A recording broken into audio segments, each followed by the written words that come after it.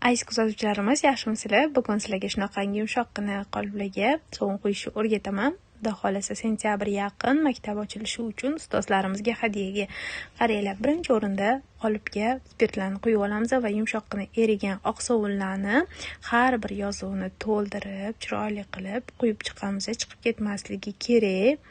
Chiqib ketsa albatta bilasizlar, xunuk bo'lib qoladi. Ikkalasini birgalikda to'ldirib olamiz.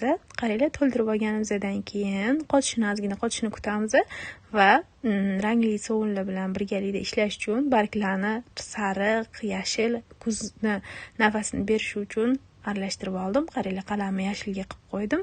Bundan tashqari ustiga sariq sepdim. Ranglar bir-biriga uyg'un bo'lishi kerak va ranglarni sepib, chiroyli qilib chiqazib qo'ydim.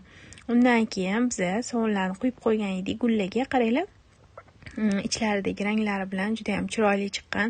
Hammasini qoliplari nalichida bor. Bemalol gruppada, kanalda ko'rib tanlab buyurtma bersanglar bo'ladi. Onlayn darslarimda juda ham chiroyli qilib ishlangan. Har xil narsalarni o'rgansanglar bo'ladi. Xohlasanglar offlayn kelib o'rgansanglar ham bo'ladi. Sog' bo'linglar.